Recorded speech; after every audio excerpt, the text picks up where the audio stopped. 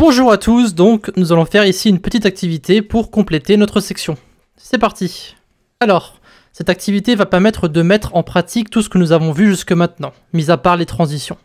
Donc c'est une activité un poil plus complexe que tout ce que nous avons vu jusque maintenant, mais avec un peu de patience, cela ne devrait pas, être trop compliqué.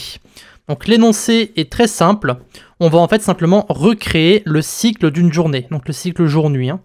Donc on va faire changer le ciel de couleur en fonction de la lune et du soleil. Et notre environnement, ce sera la plage.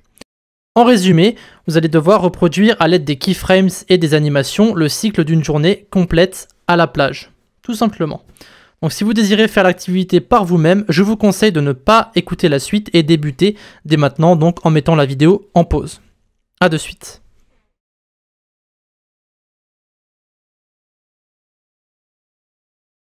Alors, nous allons débuter par le plus simple, c'est-à-dire la création du fichier HTML. Vu que nous sommes à la plage, nous allons devoir créer le soleil, la lune, le ciel et la plage. Donc, évidemment, on va ajouter ici un div, donc on va mettre circle.sun, on va faire ça x2, parce qu'ici on va simplement mettre moon du coup. Voilà, donc circle sun, circle moon.sky et ensuite .beach. Voilà. Donc rien de bien compliqué pour le moment, ici c'est simplement nos 4 éléments donc, qui sont créés dans le HTML. Maintenant, on va ajouter le CSS. Donc on va commencer par remettre tout à 0, donc 0 et 0. Et on va commencer par créer nos différents cercles. Donc ici on va mettre position absolute, alors je vais vous expliquer après pourquoi.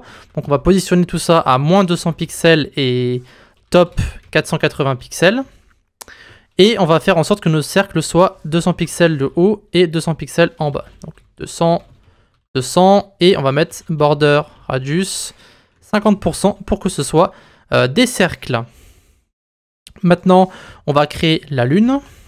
Donc PGC, on va mettre EF8, E38, d'accord, pour le soleil. Pour la lune, on va mettre F5, F3, CE. Voilà, ça sera la lune, et enfin le ciel, ça sera .sky. Ici, on va mettre FF4D00. Donc ça sera la couleur du lever du soleil par défaut, tout simplement.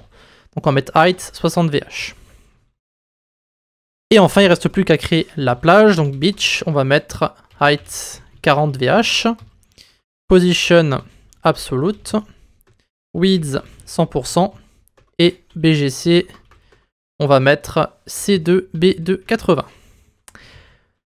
Voilà, donc en fait, afin de pouvoir émuler le lever du soleil et de la lune, nous allons mettre nos cercles à l'extérieur de notre navigateur, au même niveau en fait que la limite entre la plage et le ciel. D'accord? C'est pour ça qu'on va utiliser absolute.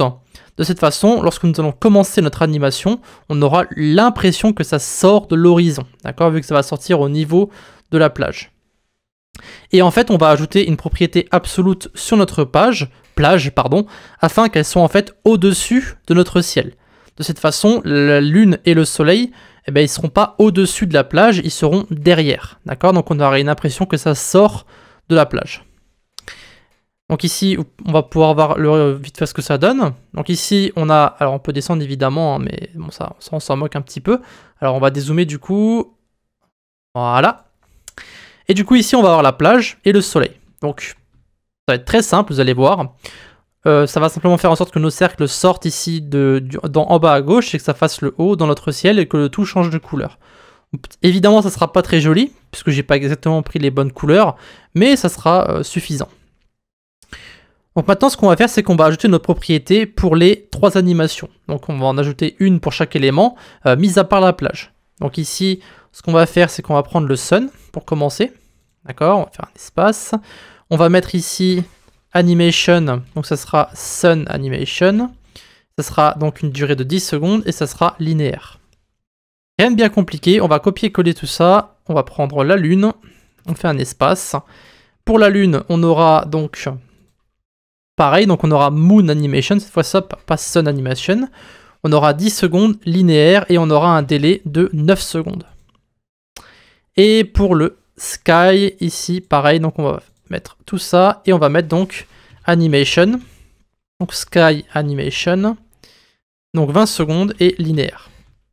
Voilà. Donc comme dit, aucune nouvelle propriété, nous faisons en sorte en fait que la lune sorte lorsque le soleil est presque couché. Donc en fait, si on ajoute ici le linéaire, c'est juste que en fait c'est pour que l'animation soit beaucoup plus fluide. D'accord? Maintenant, il ne reste plus qu'à ajouter les keyframes et le tour sera joué. Alors ce que je vais faire, c'est que je vais copier-coller les keyframes parce que c'est un peu long à écrire. Vous êtes libre d'aller sur GitHub ou sur le code source pour récupérer le code. On va juste en parler très rapidement. Donc ici, l'animation du soleil, l'animation de la lune, ce sera exactement la même chose.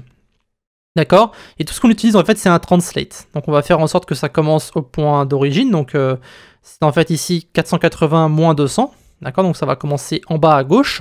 Et ça va monter petit à petit dans le ciel. Et ensuite ça va redescendre de l'autre côté. Donc tout ça en 10 secondes. Et donc ici, ça c'est l'animation du soleil. Donc on a d'abord la couleur rouge. Ensuite ça monte gentiment vers le bleu. Puis on arrive ici quand le soleil va se coucher. C'est-à-dire quand on arrive à la fin de notre soleil. Et après, on arrive directement dans la nuit. Donc, voyons voir à quoi ça correspond. Vous pouvez voir que ici, lorsque je rafraîchis, le soleil sort en bas à gauche. Le ciel commence à devenir gentiment bleu. D'accord? Donc le soleil monte dans le ciel. Il descend. Et lorsqu'il arrive en bas, il commence à être rouge pour le coucher du soleil. Donc je vais reprendre rapidement. On devient bleu. Lorsqu'on arrive à ce niveau-là, le soleil va commencer à devenir rouge, d'accord? Pour le coucher du soleil. Ok? Et après, on arrive directement dans la nuit. Donc ici, lorsque la lune va se lever.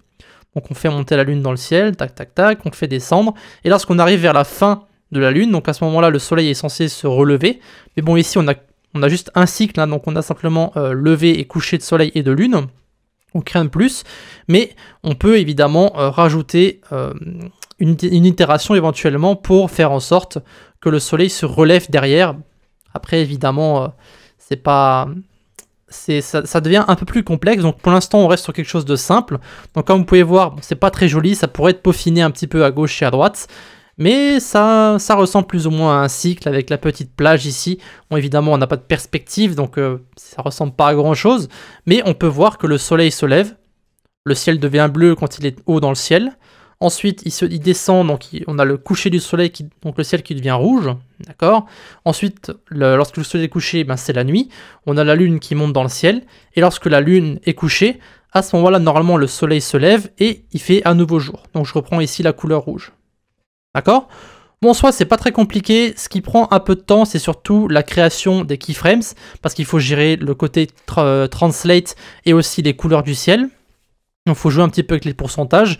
Bon, c'est un peu ça qui est chiant de façon en général avec les keyframes, hein, c'est surtout trouver le bon pourcentage et faire les bons calculs. Autrement, le reste, c'est pas vraiment compliqué. Comme dit, il faut juste du temps pour ajuster correctement notre animation. Évidemment, ici, mes données sont loin d'être parfaites, donc vous êtes libre de trouver les pixels et les couleurs exactes, et vous êtes libre de les partager aussi si vous le désirez. Et donc voilà, nous avons réussi à refaire notre petit cycle de journée, donc nous allons maintenant pouvoir passer à Bootstrap.